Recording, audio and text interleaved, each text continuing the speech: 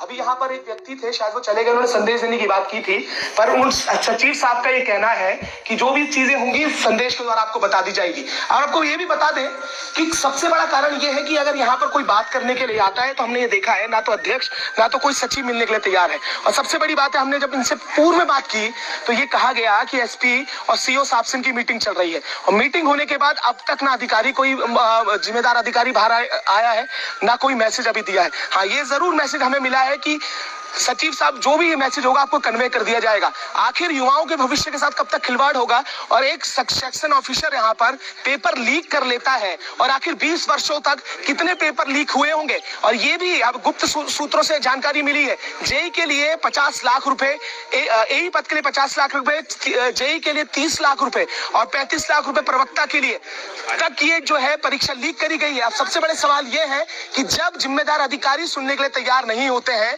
तो आखिर यूकेपीएससी जो आयोग बनाया गया है, यूके SSSC में भी यही हाल था, पर अध्यक्ष और सचिव ने वहां पर जिम्मेदारी लेकर बाहर आए और प्रश्नों के जवाब दिए। पर यहाँ पर युवा साथी भी हैं, आप देख सकते हैं ये वो चेहरे हैं जो यहाँ पर आए हैं इस बात को लेकर आखिर पेपर लीक कब तक होते रहेंगे, और पेपर लीक के बाद सारे कारण क्या है। मैडम, आपने भी पटवारी एग्जाम दिया था। हाँ, आपका क्या? हमारा उत्तराखंड मेंस का एग्जाम है, जो कि अभी सबसे पहले तो अगस्त में होना था, लेकिन वो एक महीना करके एक्सटेंड होता गया। ठीक है। और हम सब अपना फैमिली सब छोड़ छाड़ के आए हैं, लेकिन अभी चलो ठीक है, हम पोस्टपोन तुम्हारा गलत हो गया वो तो चलो हमने सह लिया, लेकिन इस बार जो हुआ है धांधली वो बिल्कुल नहीं चलेगी। मेंस का एग्जाम ये या तो बिल्कुल निरस्त होना चाहिए या नए सिरे से इसकी जांच होनी चाहिए। अब ये देखिए, एक सबसे बड़ा जिन जो है ना प्रदेश में, वो निरस्त का जिन हो चुका है। यहाँ पर जो तमाम लोग हैं, जो युवा हैं, उन्होंने दो चीजें हो चुकी हैं, पेपर निरस्त करिए, आगे डेट में दे दीजिए। 12 फरवरी को दोबारा से पेपर करा दिया गया। आखिर जिम्मेदारी कौन लेगा इसकी, और क्या गारंटी है कि जो 12 तारीख को जो पेपर होगा उसमें ऐसे ही चतुर्वेदी जैसे सेक्शन ऑफिसर नहीं रहेंगे, और ऐसी कौन सी गुप्त चीजें इस आयोग के अंदर होती हैं जो आयोग के अंदर एंट्री बंद कर चुके हैं। अभी जवाब तो सचिव साहब और अध्यक्ष जी ज्यादा बेहतर तरीके से पाएंगे कि गुप्त जो कॉन्फिडेंशियल जगहों से, जो सेक्शन से, अनुभाग से जो पेपर लीक हो जाते हैं वो शायद गोपनीय ही रहती होंगी, पर क्या गोपनीय है ये जवाब कल मिल चुका है, और एसटीएफ ने बड़ा खुलासा किया है। और अभी तो चतुर्वेदी जी ने जो खुलासे करेंगे वो सुन के हैरान रहेंगे आप। जब ए का खुलासा होगा, जे का खुलासा होगा और प्रवक्ता का खुलासा होगा, और 20 वर्षों में चतुर्वेदी जी ने कितने पेपर लीक किए उसका भी जवाब मांगने के लिए हम सचिव साहब के पास जरूर आए थे, पर शायद जवाब नहीं दे पाएंगे, मैसेज दे देंगे फोन करके। ये भी एक बड़ी बात है। और भी साथी हैं, आप भी मेंस वाले हैं। जी जी। अच्छा, आपका क्या कहना है? देखिए, क्योंकि अब पेपर लीक का तो सिलसिला जब चल पड़ा है, यूकेपीएससी ने जिम्मेदारी ली थी यूके SSC के बाद, और उसके बाद उसका भी जिन बाहर आ चुका है, और ना जाने कितने वर्षों तक ऐसी बात ये है, जब हमारे सामने कोई एग्जाम्पल होता है ना, हमें उससे सीखना चाहिए। अगर आप उसे सीख नहीं रहे हो, इसका लाभ उसके योग्य नहीं हो। और जब इन पदों पे गलत लोग बैठे होंगे और चीजें गलत होती रहेंगी, हर जो एस्पिरेंट है, जो तैयारी कर रहा है, जो आगे तैयारी करना चाहता है, उसका नुकसान होगा, उसके भविष्य के साथ खिलवाड़ होगा। और अगर इन लोगों की ऐसे जांच पड़ताल नहीं हुई, इनका कोई सोल्यूशन नहीं निकला, इनको सजा नहीं मिली, ये सिस्टम से नहीं हटे, तो फिर मुझे लगता है आपको पढ़ने का कोई हक नहीं है। पढ़ाई लिखाई को साइड कीजिए, क्या ना हमारे नेताजी का, चाय बनाइए, पकोड़े बेचिए, कुछ भी काम कीजिए, फिर तो वही ज्यादा सही है। फिर पढ़ने लिखने में कुछ फायदा नहीं है। तो बिल्कुल, और ये भी बड़ी अच्छी बात आपने कही, पढ़ लिख कर करना भी क्या है, जब जो वैकेंसीज है उसकी कीमत लगा दी जाए। जी जी जी। और मेरी एक सबसे बड़ी बात है, अगर यही जैसी जो सूत्र बताते हैं कि जैसा पद 50 लाख रुपए में बिक गया, आखिर जिसने 50 लाख रुपए दिए होंगे उसको नौकरी की क्या जरूरत थी?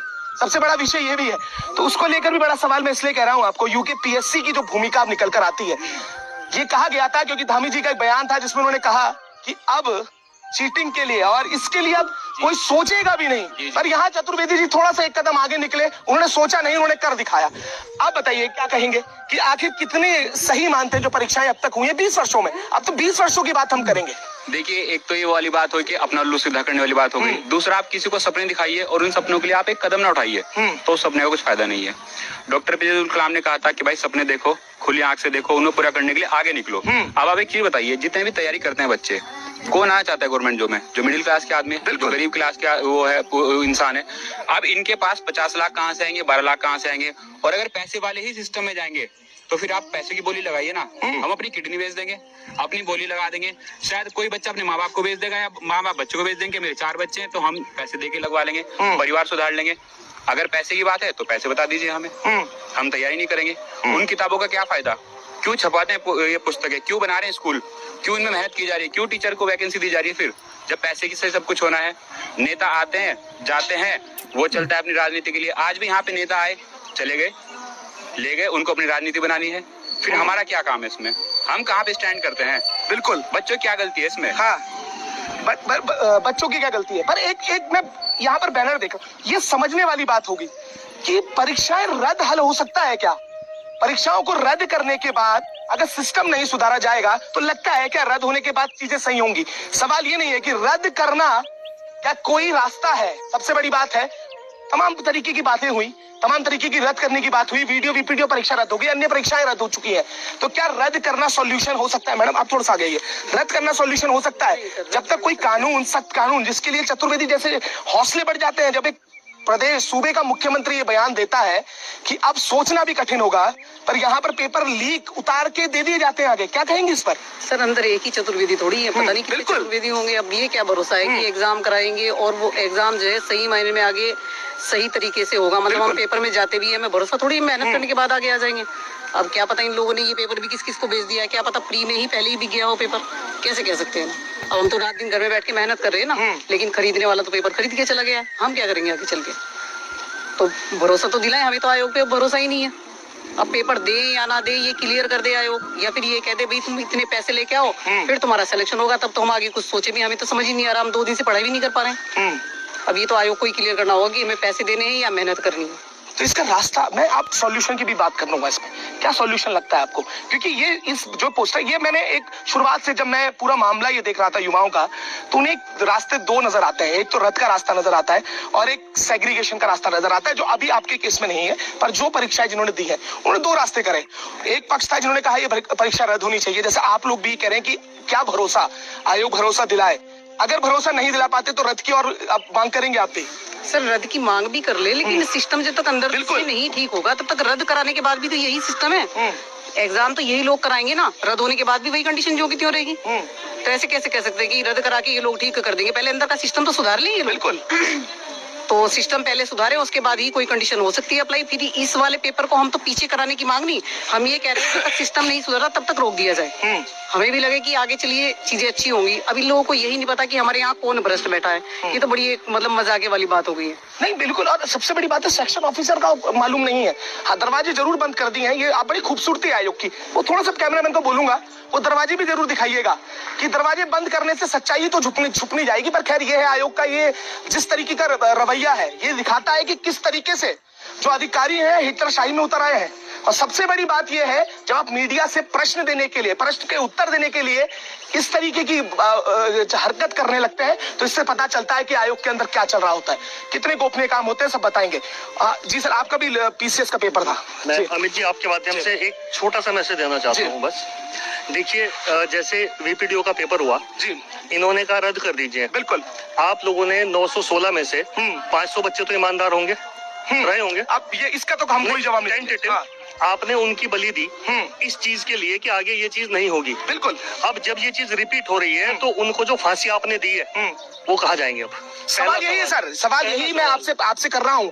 ये आपको मैंने कि ये पोस्टर जब बैनर देखा मैंने, और मैं युवाओं के मन की बात जानता हूँ, मुझे पता है कि ये इसलिए कहेंगे, इन्हें पता है कि हो सकता है कि ऐसी धांधली हुई और इनका रद्द होना, मांग करना भी सही है। पर रास्ता रद्द है, होना है क्या? आपको एक और एग्जाम्पल गिनाता हूँ आपको।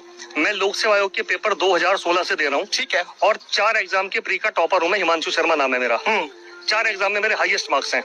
अब तक मेरा सिलेक्शन नहीं हो पाया, कभी 2 नंबर कभी 1 नंबर। अभी सेक्शन ऑफिसर को नहीं जानते तब? चतुर्वेदी जी जानते थे? बस यही तो गलती हो गई। हम पढ़ने में बिजी रहे। अच्छा, तो अब क्या हुआ, अभी एक महाधिवक्ता कार्यालय का रिजल्ट आया आरओ का, उसमें जो टॉपर है, मैं नाम नहीं लूंगा, उनके 400 में से 301 नंबर है। आज तक आयोग के इतिहास में 75% नंबर किसी के नहीं आए हैं जब से बना है, और 70% पे कट ऑफ है उसकी। कोई आरोप लगाने वाला नहीं है और न कोई जांच करने वाला है उसकी। अब आप बताइए मैं क्या कहूँ, हम कहाँ जाएंगे युवा, ये कहाँ मरेंगे जाके? 80 भी, यहाँ तो अब 90 भी हो सकता है। 90 भी हो सकता है बिल्कुल, क्योंकि जब 380 प्रश्न लिख दिए जाते हैं, हाथ से राइटर देके अपनी बीवी को दे दिए जाते हैं, तो वो 90 क्या 100 भी हो सकते हैं। मुझे लगता है भविष्य में आयोग का इतिहास रचा जाएगा, और मुझे लगता है कि 100 में से 100 कट ऑफ, अगर मैं बात करूं इसमें भी एक और एक चीज और छोटी सी, हाँ। जब आयोग की पारदर्शिता पर प्रश्न है, आयोग के एडमिट कार्ड आउट हो रहे हैं, तो इनको मेंस कराने की जल्दी क्या पड़ी है? बिल्कुल, ये क्यों इतनी जल्दी में है मेंस की? जब जांच नहीं हुई, जब आयोग में प्रॉब्लम्स हैं, जब प्रॉब्लम फिक्स नहीं होंगी जब तक, तो तब तक ये मेंस क्यों करा रहे हैं? इसका मतलब क्या संलिप्तता है आगे भी इनकी? एक सवाल है सर, देखिए आप अनुभव हाँ, नहीं मेंस नहीं होना चाहिए, पर होगा क्या फिर? मेंस नहीं होगा, परीक्षा ही नहीं हो। हाँ, दोषी पकड़े जाए ना पहले। अभी पहले जांच हो सर, जांच हो। पर आखिर जांच किसकी होनी है, ये भी सबसे बड़े सवाल है। आयोग से यूके SSSC से यूके PSC हो गया, आपकी तो मैं PSC की बात करूंगा, पर जो परीक्षार्थी जो तैयारी कर रहे थे, उन्हें उम्मीद थी कि यूके PSC से कुछ उम्मीदें उन्हें लगी कि हो सकता है ईमानदारी से काम करेंगे, और सबसे बड़ा भांडाफोड़ ये हुआ कि सेक्शन ऑफिसर ही अंदर घर का भेदी ही ने लंका जो है ढा दी है। आप इसमें क्या कहेंगे? अमित जी, मैं आपको ये कहना चाहूंगा, VPDO में मैं सिलेक्टेड हूँ, मेरी 140 रैंक है, और मुझे पता है मेरे नंबर कैसे आए हैं, लेकिन मैं अपने दिल पे ये पत्थर रख के बैठ गया था कि चलो मेरे जो आने वाले भाई बहन हैं, उनका भला होगा श्रद्धा से। ठीक है, क्या मिला उन्हें मेरे बलिदान से? फिर वही कहानी, तो क्या क्या हासिल होगा इन बच्चों को इससे? अब ये फिर पेपर कराएंगे, पेपर कराएंगे, फिर सीटें भी कहेंगे, हम कहाँ जाएंगे यार? 12 फरवरी का पेपर रख दिया गया, और बड़ी मुझे ये लगता है निरस्त उसके पर नहीं, ये सबसे बड़ी बात है यही। एक चीज और बस, इन्होंने 12 फरवरी का पेपर रखा, एक बच्चे ने रुड़की से नैनीताल सेंटर भरा, 4000 रुपए लगा के लड़का लड़की पेपर देने गया, अब वो 4000 रुपए लगा के 12 तारीख को फिर जाएगा नैनीताल, ये देंगे खर्चा उसका? वो लड़की कैसे धक्के खाते हुए जाती है नैनीताल मोड़, इनको पता है उस चीज का? बस पेपर की डेट दे दी, क्यों दी डेट? कि जिससे भीड़ इकट्ठी ना हो, लोग प्रदर्शन ना करें, बात को दबाने वाली बात है, ये यहाँ पे चोरी करते रहे और हम प्रदर्शन भी ना करें। हाँ, और ये सवाल इसलिए भी है कि जो चीटिंग और परीक्षा लीक का जो जिन है वो बार बार बाहर आ रहा है।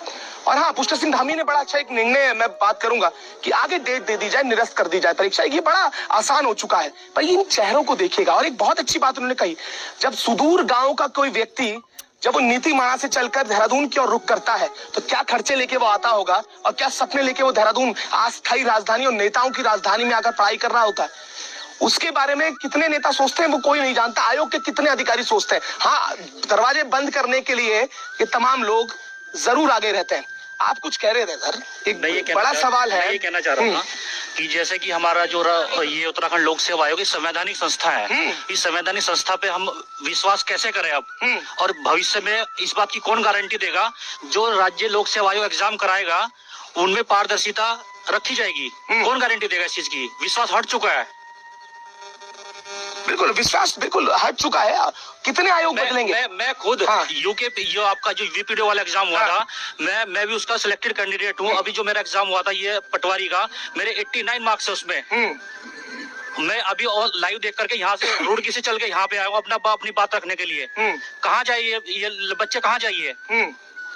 अब बिल्कुल आपको मैं बता दूं कि कल जब मैंने ये लाइव किया तो उसके बाद कई लोगों के मैसेज मेरे पास आए, और अभी ये भी बताया कि कई ऐसे लोग हैं जो चीटिंग माफिया हैं, जो अब तक एक्टिव है, और मुझे नहीं पता स्टेप कब तक वहां तक पहुंच पाएगी, पर अब भी जो चीटिंग, जो परीक्षा माफिया है, जो परीक्षा लीक के जो माफिया, चीटिंग माफिया है, वो एक्टिव है और सीधे तौर पर पैसों की डिमांड करते हुए नजर आते हैं। इसका भी खुलासा हम जल्द करने वाले हैं, और इस आयोग से जुड़ता हुआ कुल सचिव का जो बड़ा खुलासा है, आज वो भी खुलासा हम करेंगे और आपको बताएंगे कि किस तरीके से आयोग में ये धांधली चल रही है, और उसका खुलासा थोड़ी ही देर बाद आपको दिखेगा तथ्यों के साथ कि किस तरीके से कुल सचिव भर्ती, उसमें क्या जाल आयोग द्वारा करा गया है, वो भी आपको बताएंगे। पर हमारे साथ दो व्यक्ति ऐसे हैं जो लगातार बहुत लंबे समय से मांग कर रहे हैं लोकायुक्त की, और क्यों जरूरी था वो आज समझ आ रहा है युवाओं को। और जो युवा इसके बारे में नहीं जानते, लोकायुक्त को लेकर पूर्व मुख्यमंत्री के बयान थे कि यहाँ पर कोई भ्रष्टाचार नहीं है, इसलिए लोकायुक्त की कोई जरूरत नहीं है।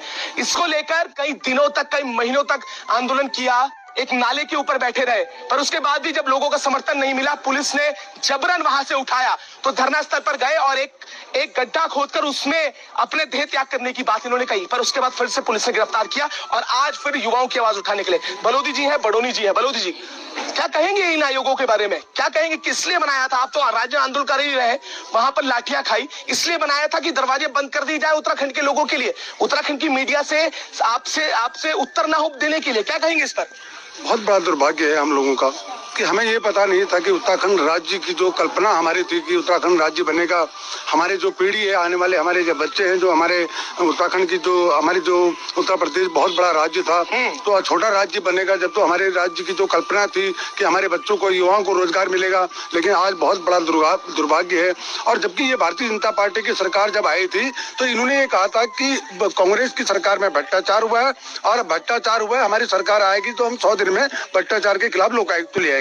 लेकिन आज वही 2017 के बाद जब सरकार इनकी आई और 2017 से और आज तक जो है कोई विभाग, कोई आयोग ऐसा नहीं है कि जिसमें भ्रष्टाचार नहीं है। और इनके सरकार में हर आयोग में या हर विभाग में जो है, हर जगह जो है इनका हाकम सिंह बैठा हुआ है और जहाँ देखो इनका जो भ्रष्टाचार सामने आ रहा है। और मैं तो ये कहता हूँ कि उत्तराखंड की जनता से और उत्तराखंड के युवाओं को जागो, हमारा काम आपके लिए संघर्ष करना था, हम अभी भी संघर्ष कर रहे हैं और आपके लिए आगे भी संघर्ष करेंगे। हम एक ही बात कहते हैं कि हम ये संघर्ष करते करते थक चुके हैं। अब हमारा एक ही काम है कि भ्रष्टाचारी पर कार्रवाई सरकार नहीं कर रही है। जो अत्याचारी है, लूट घसोड़ करने वाले हैं उत्तराखंड के, उनके पर सरकार कोई कार्रवाई नहीं कर रही है। और आज आपके माध्यम से, क्योंकि पहाड़ टीवी एक ऐसा उत्तराखंड की एक ऐसी आवाज है कि हर व्यक्ति की आवाज जो है उत्तराखंड की सरकार तक पहुंचाने का काम करते हैं और हम लोग की आवाज बनती है। और आज आपके सामने ऐलान करते हैं कि आज हमारी उम्र, हम जब 19 साल के थे, छात्र जीवन यही हरिद्वार से, तो हमने तब से संघर्ष किया था।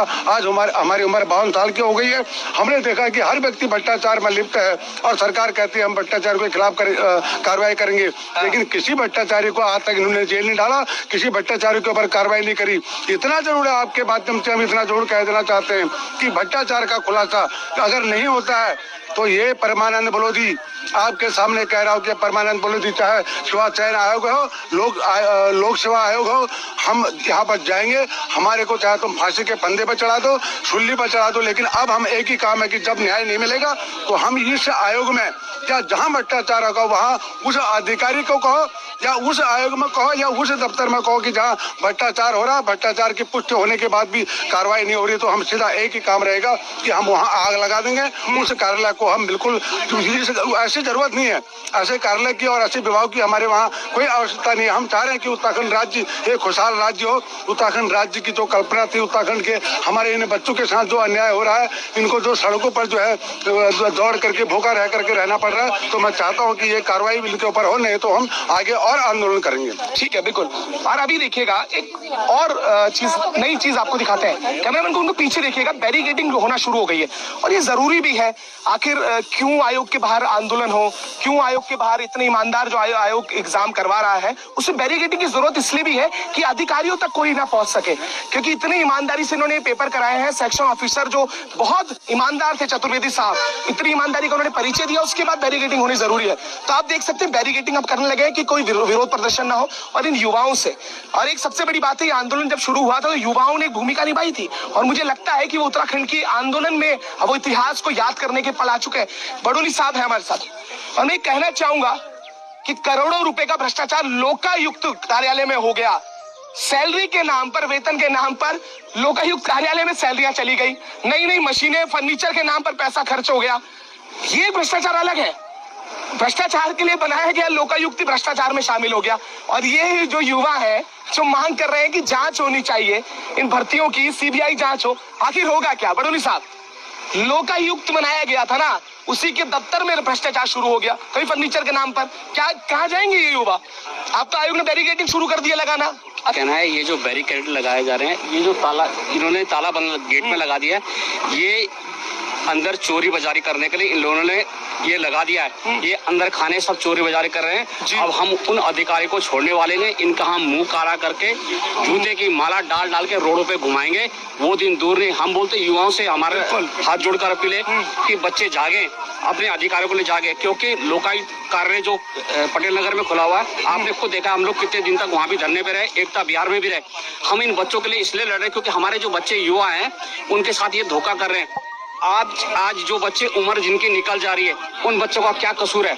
वो बच्चे जो बच्चे अच्छे नंबर से 3-3 साल 4-4 साल देहरादून में रह के कोचिंग करके पढ़ाई करके अच्छे नंबर से निकाल के रहे, उनको लेकिन फिर भर्तियां रद्द कर दे रहे हैं। उन बच्चों का क्या कसूर है?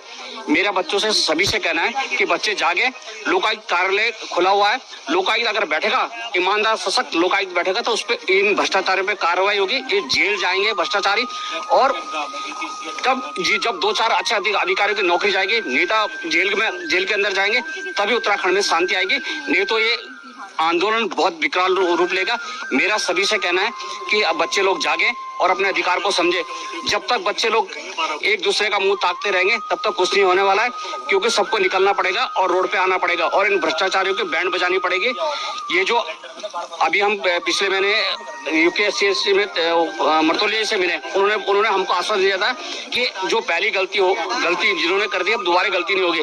आज देख लीजिए फिर दोबारा, जब से भाजपा सरकार किस लिए आई थी, इन्होंने बोला था कि हम अगर हमारी सरकार आएगी तो हम 100 दिन में लोकायुक्त की नियुक्ति करेंगे, और कांग्रेस के भ्रष्टाचार के लिए इन्होंने इतना हल्ला करा कि कांग्रेस ने इतना भ्रष्टाचार कर दिया। कांग्रेस ने भ्रष्टाचार किया, वो भ्रष्टाचारी कहाँ चले गए? जो लोकायुक्त कार्यालय वो खाली पैसे खाने के लिए इन्होंने अड्डे बना रखे हैं। ठीक है बटन साहब, मैं ये क्योंकि असल में बिल्कुल युवाओं का मामला है, राजनीति से ना जोड़ा जाए तो बेहतर है। बस सवाल ये है कि आयोग की मंशा और आयोग के तरीके ये सब दिख रहे हैं। दरवाजे बंद कर दिए हैं, बैरिकेडिंग हो चुकी है, ना जाने क्या क्या होना है। आगामी परीक्षा पीसीएस रद्द करो, जिसके बारे में मैं लगातार बात कर रहा हूँ और शुरुआत से बात की थी कि हल क्या है। ये सब हो दिया। हाँ नहीं, विश्वास सबसे बड़ी बात यही है कि विश्वास पैदा कब होगा, और सबसे बड़ी बात यह है कि ठीक है परीक्षाएं होंगी, 12 फरवरी की भी परीक्षाएं देख लेते हैं। इस परीक्षा को भी जब लोगों ने दिया था, युवाओं ने दिया था, तो इस मकसद से, इस हौसले, इस जज्बे के साथ दिया था कि आप कुछ गलत नहीं होगा। वीडियो के बाद यही हुआ था, यही हुआ था कि भाई चलो ठीक हो। हाँ। और फिर आपके सामने 5 तारीख को सीएम साहब बोलते हैं कि चोरी करना तो दूर की बात, कोई सोचेगा भी नहीं, और 12 को पेपर आउट होता है। किस पर विश्वास करें सर? ये सारे बच्चे पीसीएस मेंस के हैं, पढ़ रहे थे, तैयारी कर रहे थे।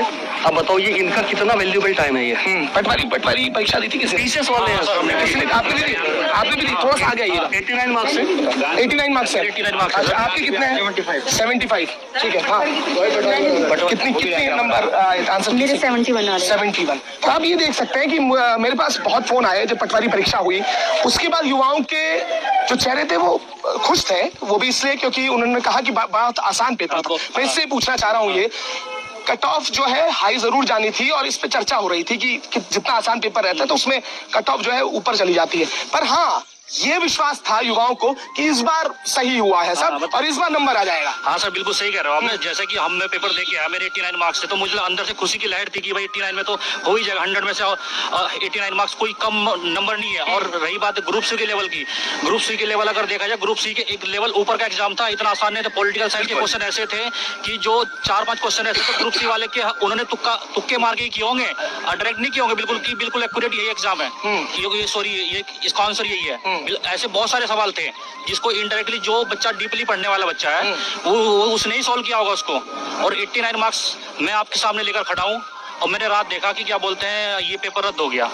और इस बात की भी क्या गारंटी, 12 फरवरी को एग्जाम जो होगा, इस बात की भी कोई कौन गारंटी देगा? क्या गारंटी है कि जो उस दिन पारदर्शिता निभाई जाएगी? अब अभी जो है जो 16-18 फरवरी जो जनवरी को भी एग्जाम है फॉरेस्ट 22 जन फॉरेस्ट गार्ड का, अब देखो उसमें क्या हाल होगा। आज मैं न्यूज़पेपर में देख रहा था, प्रवक्ता जो लेक्चरर हो गया, AEJE हो गया, इन सब के जो है ये सब आउट हो रखे हैं पेपर। ये मैं 0.86 मार्क्स से रहा हूँ असिस्टेंट इंजीनियर में। कोई इसका मतलब तो ये मुझे रोका गया है। बिल्कुल है, सही कह रहे हैं आप। एसडीएम तक हाँ, और क्या बिल्कुल सर, एसडीएम तक नहीं छोड़ा, क्या बचेगा? शामिल है अभी तो मुझे ये लगता है जब ये पूरा यूके ट्रिपल एससी मामला हुआ, उसके बाद ये जो मामला है चतुर्वेदी, तो ये संजय चतुर्वेदी आखिर संजीव चतुर्वेदी ये कितने लोगों को कब से ये कार्य कर रहा था, ये भी अपने बड़ा सवाल है। पर सवाल ये भी है कि और कितने संजीव चतुर्वेदी, सबसे बड़ा सवाल ये है। हाकम सिंह रावत से लेकर ये पूरी सीरीज शुरू हुई और हाकम सिंह रावत को मेन कल्प्रिट बना के बता दिया गया है कि अब वो जो लिंक है वो तोड़ दिया गया है, वो चेन तोड़ दी गई है, लगता है सर। अमित जी, जैसे अभी आपने संजीव जी का नाम लिया, जी तो नहीं कहना चाहिए चोर आदमी को। आप देखिए कि एक लोक सेवा आयोग का सेक्शन ऑफिसर की औकात है एसडीएम की सीट बेचेगा, अकेला कर सकता है वो बिना संलिप्तता के। हाँ, सेक्शन ऑफिसर जस्ट आरओ के बाद प्रमोट होता है, बस इतनी औकात है उसकी बस। तो इसमें संलिप्तता बड़े लोगों की है। जब तक वो नाम सामने नहीं आते, आयोग का कोई पेपर ही नहीं होना चाहिए और सीबीआई जांच होनी चाहिए पूरे आयोग की। ये हमारी डिमांड है, उसके बाद कोई पेपर हो। हाँ, नहीं, सबसे बड़ी सवाल यही है कि आखिर छोटी मछलियों को पकड़ के ये बड़ी मछलियों को बचाने देने वाला जो कॉन्सेप्ट चल रहा है ना उत्तराखंड में, ये बड़ा आगे जाके क्या रूप लेगा ये नहीं पता, क्योंकि यूके में भी सचिव और अध्यक्ष दोनों ने इस्तीफा दिया, उसका नए अध्यक्ष और सचिव मिले। पर सबसे बड़े सवाल यह है, कपिल शर्मा जी हैं, लगातार हरिद्वार के कई बिंदुओं पर, कई मुद्दों पर मुखर होकर बोलते हैं।